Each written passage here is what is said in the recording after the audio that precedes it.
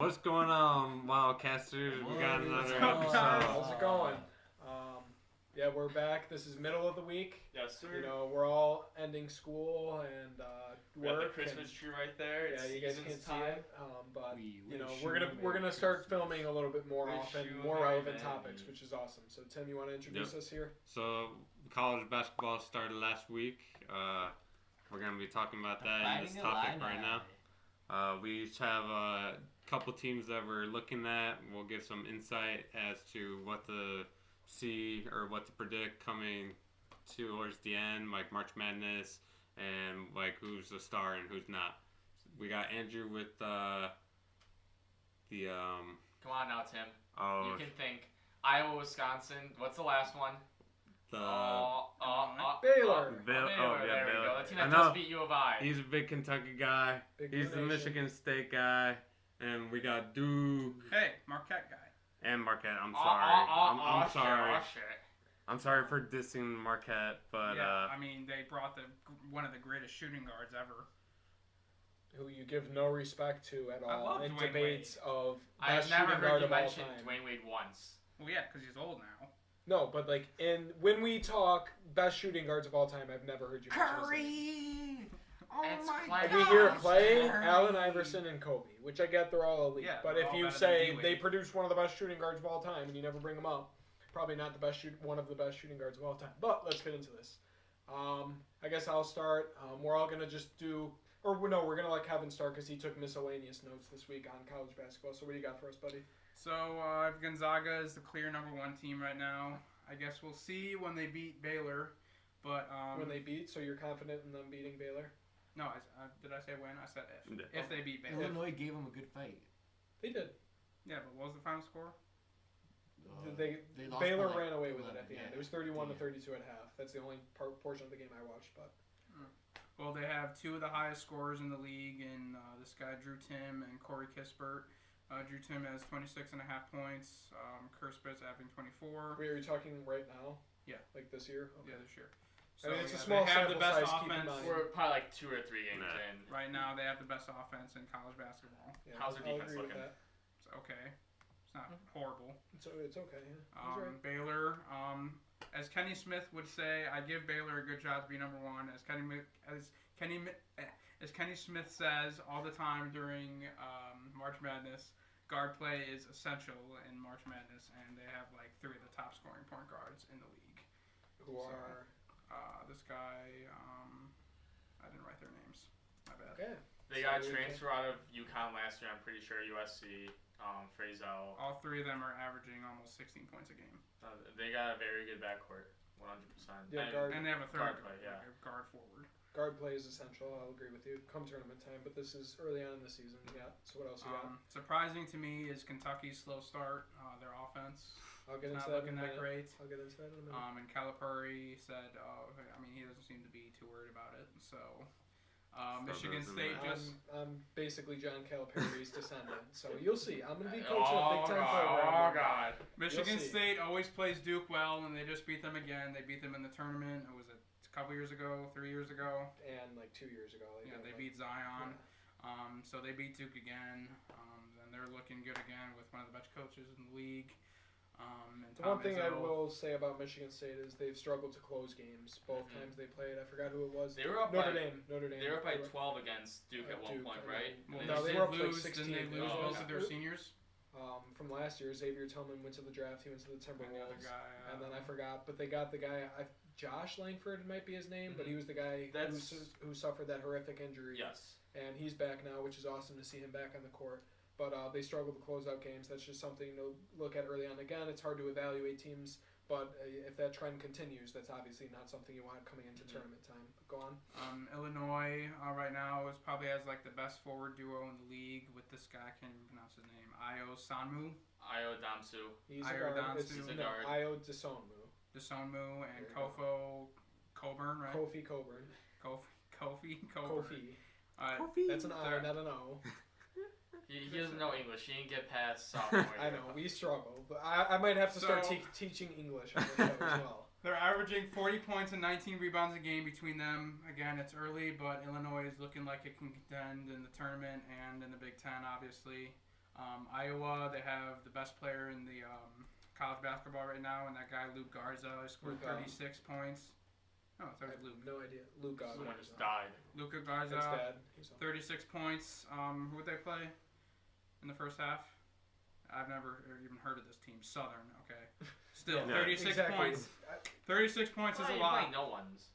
Yeah, I mean, I saw they blew out a team like 100 to 45 or something. So, I mean, but they were ranked ranked 5 5 so let's hurry this up a little bit because we don't want this. And then this guy that I just said about Gonzaga, either him and just looking for Garza and him to be player of the year.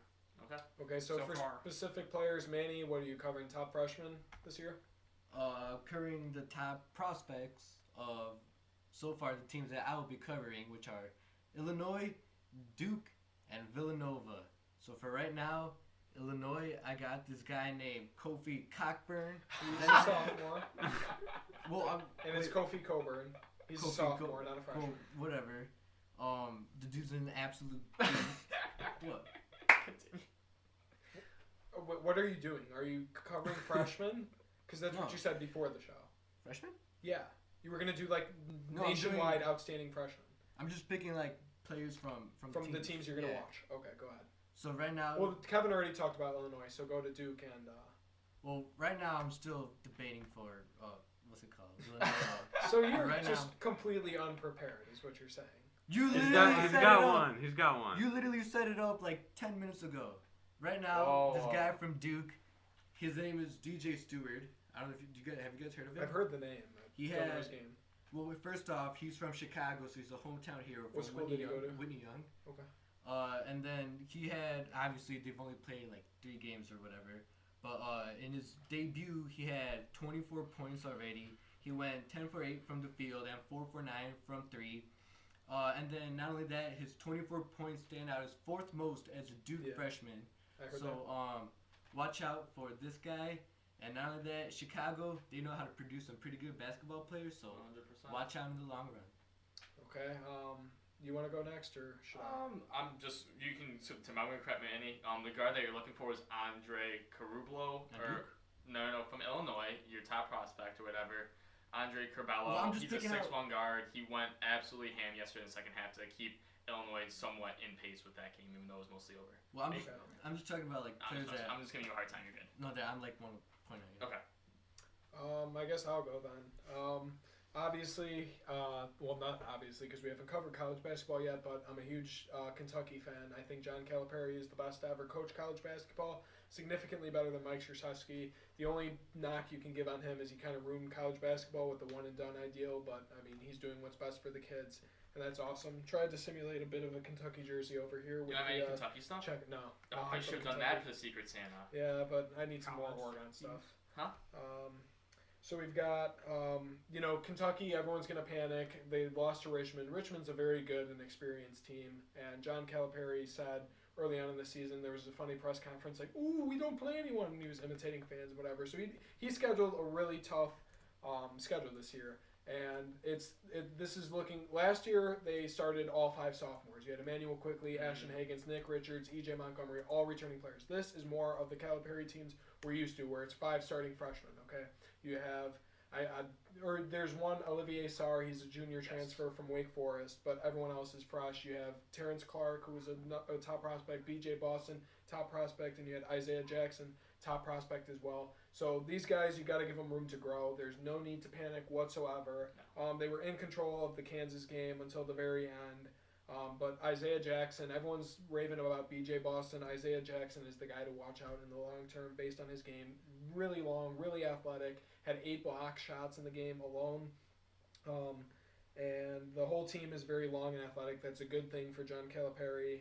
They're going to be great on defense, which they were in that game. Shot selection has to be better, okay? This is what you've seen in Kentucky in years past. All these guys are used to playing high school ball. They're used to nothing's happening in the offense. Let me pull up from 40, and they can get away with it in high school. John Calipari is going to teach them you can't do that at the college level. These teams completely transform by the end of the year. They'll be a different team December 19th when they go to play UCLA. They'll be a different team December 26th when they play Louisville.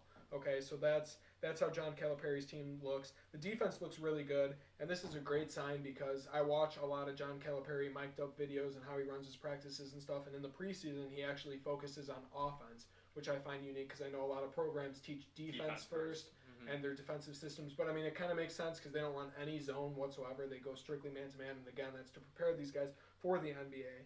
But the offense, I mean, that's kind of a bad sign because the offense did look way too stagnant. I mean, they run, in terms of their offensive system, like a series with a bunch of pick and rolls and just trying to get guys going downhill to utilize their athleticism. It's sort of like U of I a little bit. They didn't share the ball yet, and that was the key that Calipari made at halftime and after the game. And out of their last 8 possessions, Kentucky had either one pass or less on those final 8 possessions, and that's just horrible. You can't have just dribble, fake, pull up. I mean, and they can't shoot the 3 ball. They went 3 of 21. That is horrible. None of those guys can really shoot. B.J. Boston a little bit. Everyone else, they're slashers. They utilize their athleticism. They attack from the wing. That's going to be their strength. They looked great in transition, great in offense. I mean, you said before the show, hit the panic button, but he's not worried at all. There's no need to be worried. This team will be absolutely phenomenal by the end of the year. Given a full season, given everyone stays healthy, they will be very good. The other 2 teams I'll be covering, which I don't have anything on, I know Oregon played their first game the other day. They got upset by Missouri. Then they played 2 games because they shat on someone this week. So Oregon, I'll be covering them. Haven't even looked at the roster yet. I know Dana Altman's doing a great job recruiting over there, so that's good for the future. And then DePaul's men's basketball team I'll be covering as well, who I hope to become a part of officially next year. But their first game is scheduled for Saturday, I believe, because their first 4 games got scheduled due to COVID complications. But I did watch a little bit of the U of I versus Baylor game. I watched the first half, and one thing you said from Baylor, which was just inaccurate, is they have no size. No. Since you've been talking for 7 minutes, let me just intervene. Not 7 minutes, but yeah, you posted on your Snapchat. If Baylor had a little more size. If they did have a little, they have one guy that's over 7 foot. Okay. I mean, the next guy's 6'7". Again, those are giants. Size in basketball is 6'9". But compared to U of I's team, they also have they have better. Giant. Yeah, they have better size. One giant. No, they have Coburn, obviously. 6'9", exactly. 7'1", 285. That's a giant. You don't get college guys built like that. You get one every 5 years. I mean, they Coleman Hawkins, obviously a freshman forward as well, had size. Illinois had more size on this team. That's why they were able to produce so many offensive rebounds yesterday and get the second chance. That's why they hung in there that first half, and that's why they got exploited the second half. They weren't getting offensive rebounds, and Baylor's defense completely shut them down. Rebounding has nothing to do with size. Watch that game again. Rebounding has nothing to do with size. I watched that game. They refused to box out, just like Kentucky. Young guys refused to box out. Then why did they have more offensive rebounds than Baylor did in the first half? They out-rebounded them by 1 in the first half, and they got. I said offensive rebounds. They got offensive rebound by 5 because that's 10 more points right there. Right, because they refused to box out, not because of size.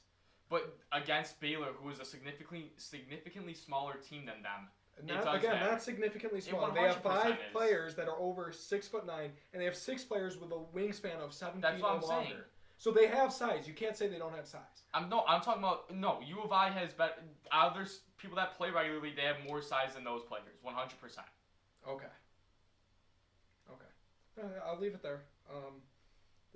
Kofi Coburn. The only thing I'd like to point out is if he can. The only way Illinois makes a deep Big Ten run and tournament run is if he can start hitting free throws, because he's going to get at least 10 attempts per game. Can't go cold either. He shot 67% from the free throw line last year, which isn't bad for a big his size. Shooting 63.6% this year. If he can hit that 70% clip, I don't see them losing to anyone. I mean, college basketball, you need more than 2. Illinois has more pieces than just 2. Trent Frazier, Adam Miller. I mean, they got guys that can create.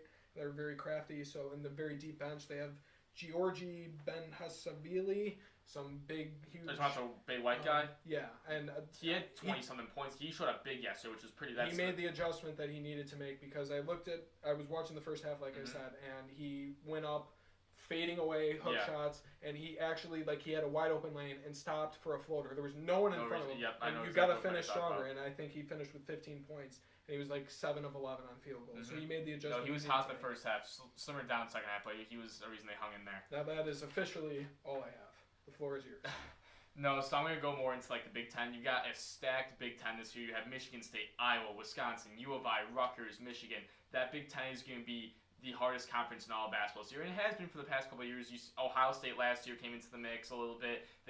We obviously didn't see because there was no NCAA March Madness, but that team was looking good too. That 100%, like I said, will be the hardest conference in basketball. It should be kind of crazy to see how that lines up in March Madness time with all seeding and all that, who's going to play against each other. But the big thing is when it comes championship weekend or week, whenever, when they play, obviously, for seeding and all that stuff towards the end of the year. I don't know who's going to come out. You have a bunch of great teams. Like I said, Illinois has more than 2 players. You got Kofi Cockburn. I'm going to call him Cockburn. Can we call him Cockburn? No, we're not. I mean, I don't know how you get Coburn out of that pronunciation, to be perfectly honest, but the 3 announcers I think it's Coburn. They probably... What's up? They probably say that. Yeah, they probably hey, let's go Cockburn. Get back in there. Hey, Cockburn. Go burn some cock. But you have also a bunch of freshmen that are going to be huge for their future too. Because I mean, with past U.of.I. teams, you see like 1 and dones, 2 and dones. They're freshmen coming in. You got Adam Miller, a great shot creator. Sort of saw it in the beginning of yesterday's game. He can solid mid-range shots off the dribble. He's 6'3", a freshman. You see not Zach Griffin. I'm sorry. You see Adams, who's a junior, has a huge ceiling as well, going into the NBA. And then you have, who's the last guy I mentioned beforehand? The one I just corrected you on. Andre Carrebolo came in the second half, hit a couple threes, kept Illinois, even though they were coming out of the game, still in the game. But yeah, another team, Baylor, really you have to watch out for. You saw Baylor completely take over defensively yesterday in the second half. Those defensive stops, turnovers led to big points, big threes. You saw a 5-point play come out at one point in the game, second half. They got fouled, missed the free throw, or it was an and one. I'm sorry. Fouled and one, missed the free throw, got the ball back, hit a 3, and it turned into a 16-point game. And at that point, the game was over. Look for Baylor to 100% literally obliterate Gonzaga. Gonzaga just lost Jalen Suggs, their top point guard, and I mean Baylor's just gonna have a free for all in that offense. Who did Gonzaga beat? They've beaten Kansas and St. Joe's so far that I know of. St. Joe's looked phenomenal in that little tournament that they had down in Florida. Just to say, Kansas is a very good team. I think if Marcus Garrett is healthy in that game, he was dealing with an illness. He's a lockdown defender. He's the one returning player that Kansas has that will make a significant impact. But Gonzaga definitely looked sharp early on, but losing Jalen Suggs, a guy the focal point of their offense, they're not going to have enough time. They're not going to have enough time to adjust to Baylor. I think come tournament time, that might be a different story because again, teams look completely different. But right now, I think they will get obliterated by Baylor. Baylor looked phenomenal. They looked insane. What else do we got? Do you have anything else? That's all I got for right now. We don't want this going too long. No, I'm not a big college guy. That's sad. I don't know how people watch the NBA and not college basketball is better than the NBA. College sports are 400 times better. The students make it better. Absolutely. Well, the student sections, you got... Even the players. I mean, you get paid 1 year in the NFL. You see guys quit. I mean, not like physically, not like actually walk off the team or retire, but they just quit. They stop playing. They got nothing to play for. I mean, they made their money. They made it to where they wanted to be. At college, you have guys, tournament time is the best time ever because you have seniors who are playing the game that they absolutely love. They grew up their entire lives playing, know that they could potentially get a draft spot if their team goes deep enough, but they're playing their absolute asses off. And, I mean, it's not exactly the same thing in college football, but March Madness, absolutely the best time in all sports 100%. Because you have guys playing as hard as they possibly can as seniors, the last time ever playing a competitive game. We need to go to more high school games here in Illinois. I would agree with that. Because we have so many... We literally... Like, imagine saying, yo, I saw Dwayne Wade in high school. Like, bro, that's one thing I wanted to bring up with DePaul and Illinois. I mean, DePaul last year, they started off... they beat Texas Tech in a huge game. They started off 6-0 or 8-0 or something like that. They went 1-13 in conference, which is why they finished 16-16. But they got Charlie Moore, who eventually went to California, and they got a transfer. He was a weird situation, but he played at Westinghouse and one other, maybe Uplift, another Chicago school team. But if you can, you're DePaul, okay? You're in the heart of Chicago, and you have all these great programs. You have Fenwick, you have Simeon, you have Notre Dame now, you have Morgan Park, you have all Whitney these Young. Phenomenal high schools. Whitney Young. I mean, you have a ton of talent right here locally. Bennett. I mean, seriously, you have so much talent locally. Again, I mean, you have the Chicago Public League, which is a lot different. Yeah, which is a lot different than the Chicago Catholic League with the Bennetts and the St. Pat's. But I mean, like Chicago is a great location. Like last year there was regionals, and I think it was De La Salle played Lindblom, who were two teams that we played and got shit on by both, reasonably so. But that was a game I wanted to go to, and I wish I would have. I mean, that was literally the last week before everything shut down. So I really wish I would have went to that game. Were you there for the 3-point contest or no? No. Yeah, that game was insane. It was Timothy Christian and St. Joe's. I mean, like just the atmospheres for the regional final, like college or high school basketball is a lot of fun to watch, and I'll definitely go to more. We need to do that. Let's wrap this up. We good? I'm good. All right. That's it. How about them boys?